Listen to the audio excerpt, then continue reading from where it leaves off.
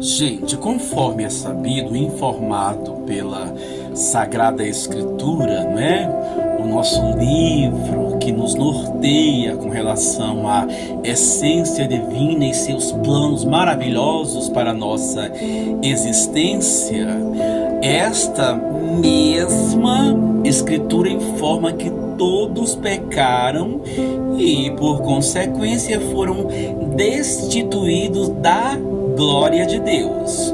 Ora, mas foram totalmente removidos e destituídos da glória de Deus eternamente? Não, porque o próprio Senhor Deus Todo-Poderoso, ele tinha uma carta embaixo da sua manga, né?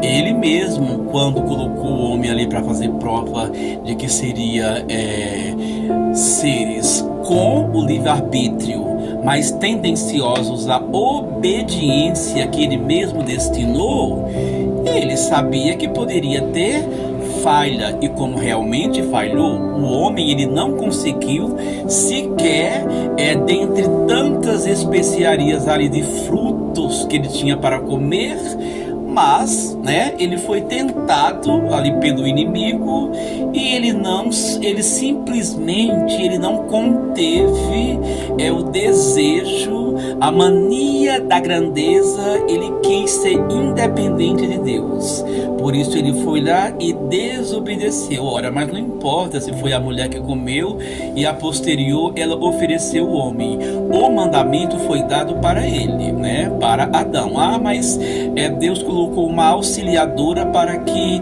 pudesse acompanhar-lhe e fazer-lhe companhia agradável lá no Jardim do Éden. Ela foi a culpada. Ora, é tudo uma sequência. Quando um peca, não é necessariamente obrigatório que o outro também ele vá demandar pecado, porque um falhou, né? O certo é que a história conta lá que Eva comeu do fruto proibido, né? Que as instruções foram dadas para Adão e ele repassou para Eva, mas que ela, né, caiu na tentação e ela comeu e deu para o homem comer. E em suma, a desobediência se consumou na nossa existência, né? Para que não vivêssemos eternamente manchados pelo pecado, como pessoas doentes e sem acesso à plenitude do eterno. Simplesmente, como já é sabido, o homem foi colocado fora do jardim para que não comesse do fruto da vida eterna, porque caso isso ele fizesse, iria viver eternamente, mas doente, né, um ser pecaminoso, sem acesso ao eterno.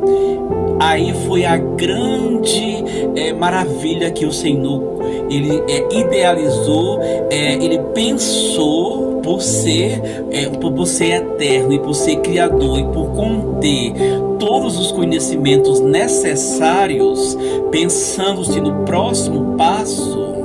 Ele já tinha ali em mente o plano de enviar Jesus para fazer a nossa redenção, ou seja, nos colocar novamente naquele patamar de acesso ao próprio, né, ao Senhor grande Deus Todo-Poderoso.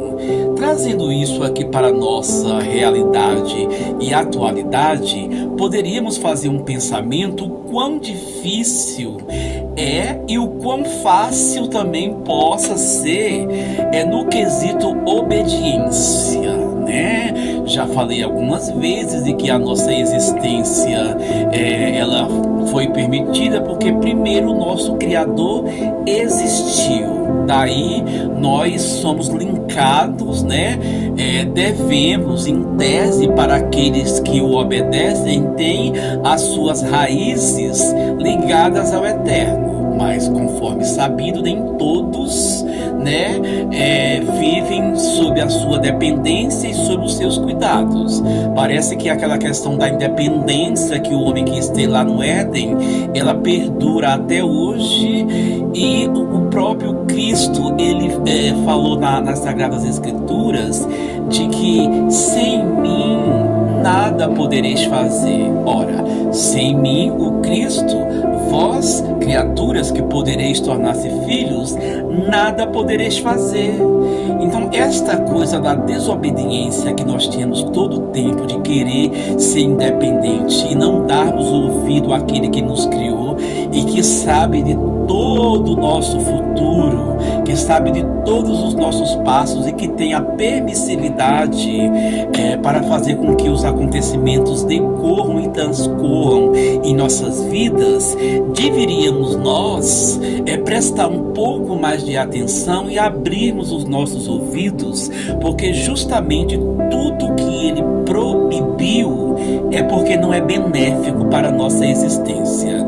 E quando tentamos, assim como fez Adão e Eva lá no Éden, quando tentamos nos distanciar de Deus e querer essa independência que ao final leva a caminho de morte, quando fazemos isso, nós nos perdemos pelo caminho e muitas vezes, em alguns casos, sem volta, porque o belo caminho que transpareceu aos nossos olhos da vaidade, ele nos leva realmente para a morte, como diz a Sagrada Escritura, que é o salário do pecado é a morte. Então tudo tem consequência. Foi-nos dado livre-arbítrio para que justamente tivéssemos e temos a opção de escolhermos onde queremos estar, mas esse querer estar não é de uma forma carrasca, aonde o Criador diz: você deve me obedecer, quer queira, quer não.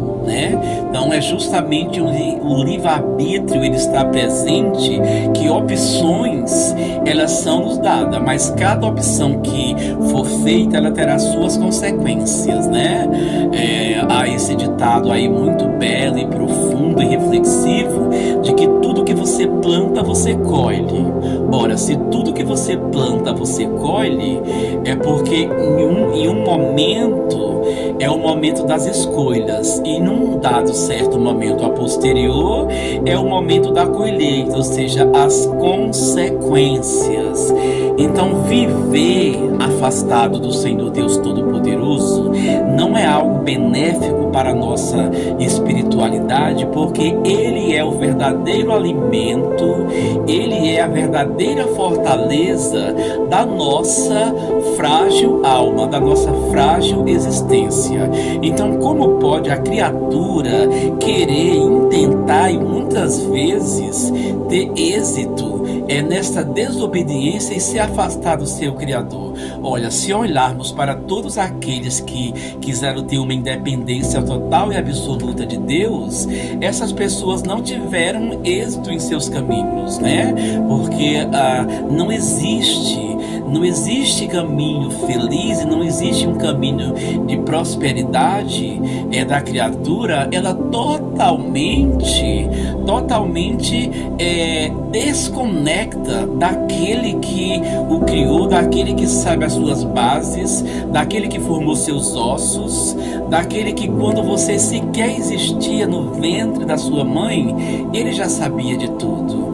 Então, para que insistirmos em sermos desobedientes contra os seus mandamentos, se de uma forma tão clara e explícita em sua palavra, e através da prática e através da historicidade, nós temos provas robustas de que a criatura ela não deve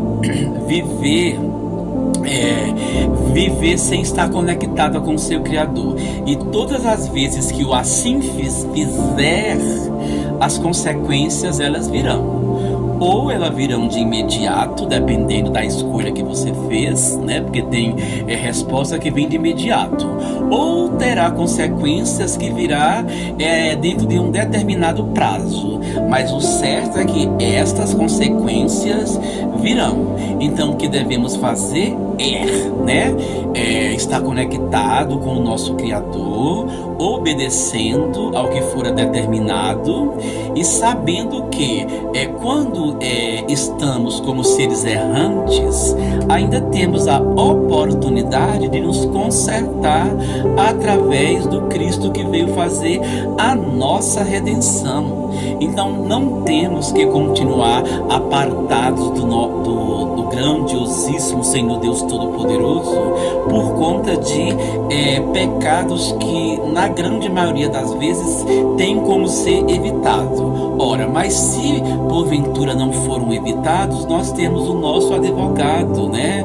É o Cristo, o Senhor Deus Todo-Poderoso, né? O Deus que se fez homem e habitou entre nós para que ele pudesse nos resgatar do mundo tenebroso, do mundo pecaminoso e nos reconduzir novamente para a luz, né? Novamente para aqueles corpos maravilhosos que tínhamos outrora ali quando fomos criados e que não tínhamos a mancha do pecado, né? Devemos em Cristo querer novamente o nosso estado original pelo qual nós fomos criados, sem a mancha do pecado, né? Sem a mácula do pecado, em total conexão com o Senhor Deus Todo-Poderoso. Então faça isso todas as vezes que sabendo-se dos mandamentos que o Cristo Todo-Poderoso ele nos ordenou, né? Ele deixou milhões de exemplos ali na Sagrada Escritura de como devemos nos portar, de como devemos nos conduzir, né? Nesta vida terrena. E quando ele subiu, ele avisou que estava subindo, mas ele deixou o Espírito Santo para nos conduzir e para nos consolar. Ou seja, nunca estamos sozinhos, tá? Nunca estamos sozinhos.